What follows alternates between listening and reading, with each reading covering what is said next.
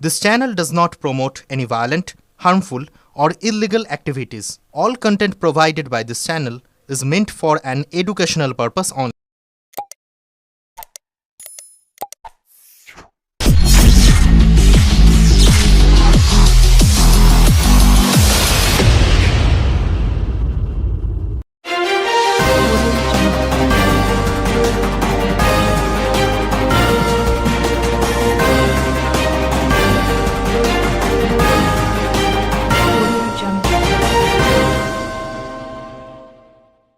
চুঁচুড়া বিধানসভার অন্তর্গত বিজেপির মণ্ডল 4-এর উদ্যোগে বৈশাখী পল্লী এলাকায় আয়োজিত জনসংযোগ কর্মসূচিতে দেখা গেল ব্যাপক কর্ম তৎপরতা।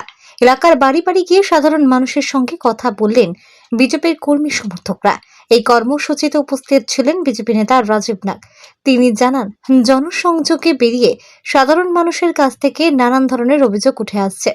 বিগত প্রায় 15 বছর ধরে এলাকার বিধায়ক, স্থানীয় পঞ্চায়েত সদস্য এবং পঞ্চায়েত প্রশাসনের বিরুদ্ধে ক্ষোভ প্রকাশ করছেন বাসিন্দারা।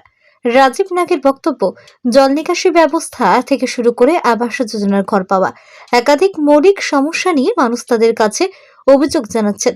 অনেকেই বর্তমান সরকারের পরিবর্তন চান বলেও দাবি করেন তিনি।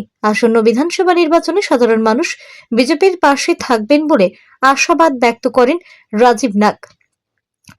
জনসংযোগ কর্মসূচির সময় বহু বাসিন্দা নিজেদের সমস্যা ও অসন্তোষের কথা তুলে ধরেন দলের প্রতিনিধিদের কাছে। সমস্যাটা হচ্ছে আমার নালী। প্রথম নালীর জন্য এখানে এসে সার্ভে করে গেছে, করে যাওয়ার পরে এখানকার যে ওয়ার্ড কমিশনার, তাকে আমি বললাম যে এটা কবে হবে, বলছে ও আমার সব পয়সা আসেনি, পয়সা আসলে পরে আমি করে দেবো। ফের 2 মাস 3 মাস পরে ফের রিপিট করেছি, বলছে এখনো পয়সা আসেনি, পর্যন্ত যেখানে সেখানে রোড নালী বানানো, ওকে ফের বড় করে নালী বানাচ্ছে। তো তার পয়সা কি করে এসে, আর এই পয়সা আসছে না কেন? লিখিত অভিযোগ করেছিলেন? হ্যাঁ, লিখিত যে সময় পঞ্চায়েতে এসেছিল ওই সময় লিখিত করলাম। উনি বলছে আমি এই অ্যাপ্লিকেশন নেবো না, আমি আপনার নাম আর সব কিছু এখানকার যত ছিল সব বলে যে ওখানে নালী নেই, লাইট নেই। তারপর লাইটটা তো লাগিয়ে দিয়ে গেছে, তারপরে এখন মানে আমার পাড়া আমার সমাধানও জানিয়েছিলেন? হ্যাঁ, আমার পাড়া আমার সমাধান যেটা হয়েছে হ্যাঁ, তাতেও কিছু বলেননি? তাতেও কোনো কিছু বলিনি। কি চাইছেন এখন? এখন আমার নালীটা সবচেয়ে প্রথম চাই, জল নিকাশ করা কোনো হচ্ছে না, নালীটা আমার করে দেন। আজকে তো ভারতীয় জনতা পার্টি আপনার এখানে বাড়ি বাড়ি অভিযান করছে, তাদের জানিয়েছেন? তাদের জানিয়েছেন আজকে যারা এসছে? তাদেরকে জানানো হয়েছে। আশা রাখছেন যে হবে?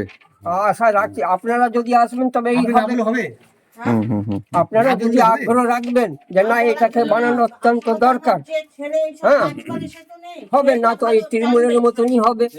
উনি 2 বছর ধরে আজকে বিছনাধারা, ওনার ডান অঙ্গ পুরো পড়ে গেছে, মুখের কথা থেকে শুরু করে ডান সাইড পুরো পড়ে গেছে, ঠিক আছে। এবার উনি পঞ্চায়েতে যেখানে যেখানে মিটিং হতো ওইখানে হতো, ওখানে সেখানে দৌড়দৌড়ি করতো, প্রচুর দৌড়দৌড়ি করতো। উনি সদস্য ছিলেন? হ্যাঁ, দৌড়দৌড়ি পঞ্চায়েত করতো। সদস্য? হ্যাঁ, কত সালে? সেটা ঠিক আমি বলতে পারবো না। উনি গোষ্ঠীরও একজন মানে মাথা, ঠিক আছে। কিন্তু উনি সেই অনুযায়ী, উনি যে অনুযায়ী পরিশ্রম করেছে সেই অনুযায়ী উনি এখনো অব্দি একটা কিচ্ছু পায়নি।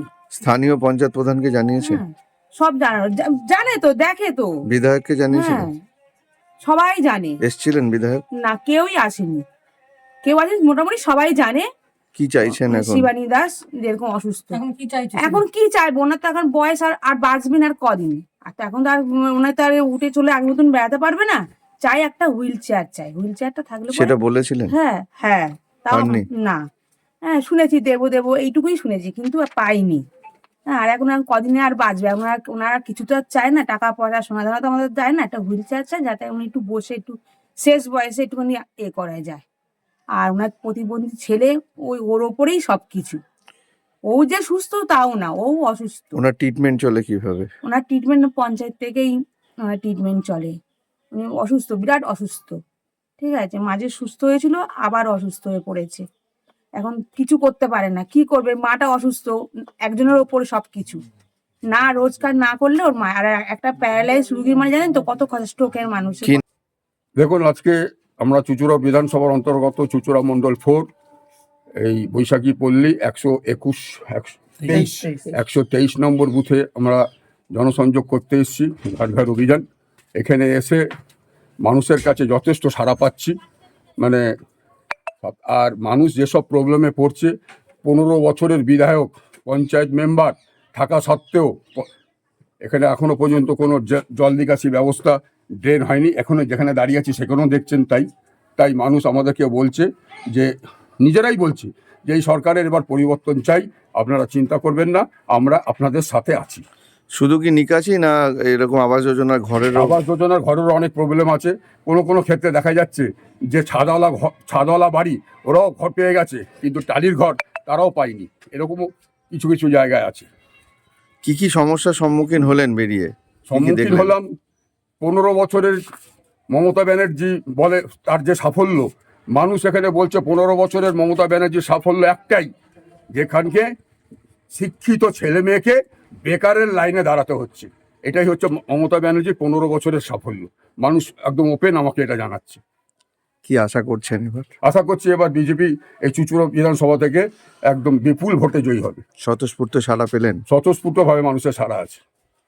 আজকে কি এই কর্মসূচি কোথা থেকে কোথা পর্যন্ত হচ্ছে? আমরা আজকে 123 নম্বর বুথ পুরোটাই করবো। 123 নম্বর বুথে আজকে আমরা বেরিয়েছি সবাই মিলে। লিফলেট দিচ্ছি, মোদিজির চিঠি দিচ্ছি, আর বলছি।